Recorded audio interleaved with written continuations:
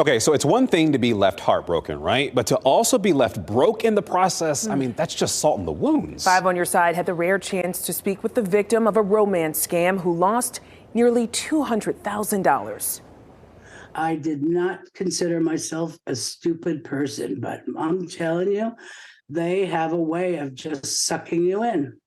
Keely Arthur here now to share just how big of a problem this is. Keely. It is a huge problem. In North Carolina, 539 victims lost $17.3 million to romance scams, an average loss of, get this, $32,000 per victim. That woman that we just heard from, Laura Francis, is taking her story public this Valentine's Day to prevent you from a similar fate. Talk to Laura Francis for a few minutes and you can tell she's smart. What I want people to know is how these things start. And it's so innocent. It all started with a friend request from a man who said he was from Europe and worked as a cosmetic surgeon. Maybe he'll give me a discount. That was my thinking. They struck up a conversation on Facebook, but soon he asked to move things over to Google Hangouts. And at the time, I had no idea. But this is a big red flag, and I want people to know to watch out for this, because this is what scammers do.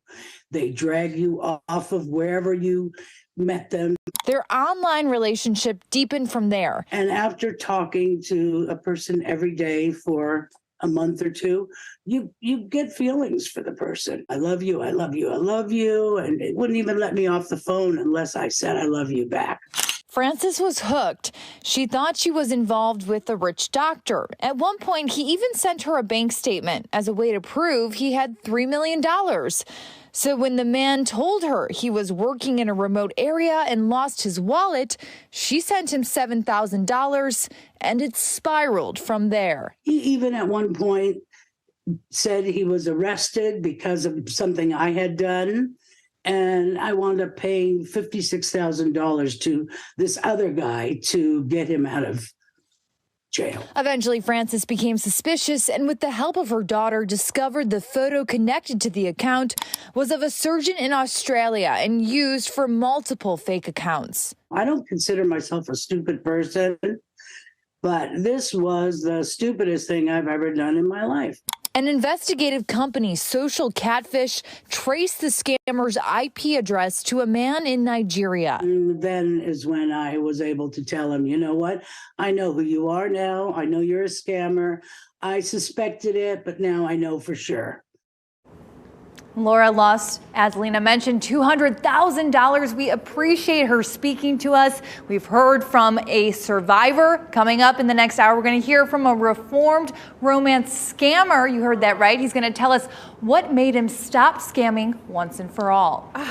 You know, she just wanted some love in her life. You really feel for her. And that's why these people get tricked. I don't think they're thinking clearly. Yeah. I just feel, but like you said, it was a very vulnerable story, and we appreciate her sharing that, so hopefully somebody else can see these signs. All right, Keely Arthur live in studio. Thanks, Keely. We have all been talking about this. This Valentine's Day, 5 on Your Side had the rare chance to actually speak with a reformed romance scammer. And he admits he stole tens of thousands of dollars from women, and he's now trying to protect others from a similar fate. Our Keely Arthur here now to share his advice. Keely. Oh, Lena, this is such a talker. You never think this is going to happen to you, but the truth of the matter is people fall for romance scams all the time. 50% of Americans who have used a dating app in the past 5 years have experienced catfishing. And we spoke with the reformed scammer who goes by Chris. He is all the way in Nigeria. And while the reception was a little spotty during our call, his advice really is worthwhile. Hinge, Tinder, Bumble, the list goes on. Apps meant to help you find the one also allow scammers to find you.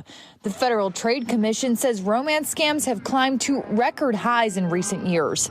And 5 on Your Side had the rare chance to speak to a reformed romance scammer. Can you hear me? I'm good. Speaking to us from Nigeria, he says he scammed thousands of dollars from women, including $25,000 from a lady in her 60s. 60s.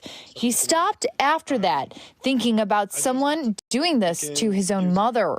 I felt this kind of guilty conscience. I need to open up to her because I would not want someone to do that to my mom. He now works with the company Social Catfish to prevent this type of thing. And I'm sorry for what I did.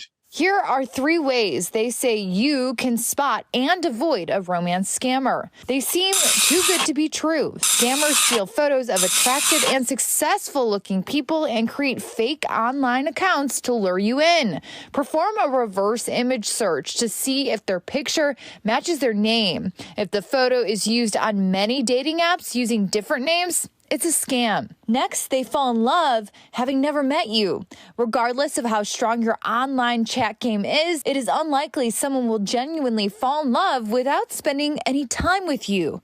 Stop communicating with anyone who will not meet or video chat in a reasonable amount of time. And finally, they ask for money, crypto, or gift cards. The biggest red flag of all is when a person whom you've never met starts asking you for money. Frequent reasons include problems with bank accounts, medical emergencies, or they need money so they can come visit you.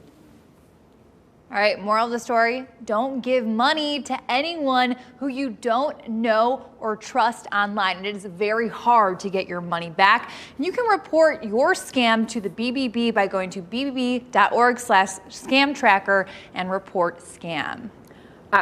A red flag certainly is if they don't want to meet you. Yeah. And if they're asking for that money with a gift card, they don't want it traceable. Keely, did he ever pay anyone back? No, I asked him, hey, what about that woman that you feel so bad about?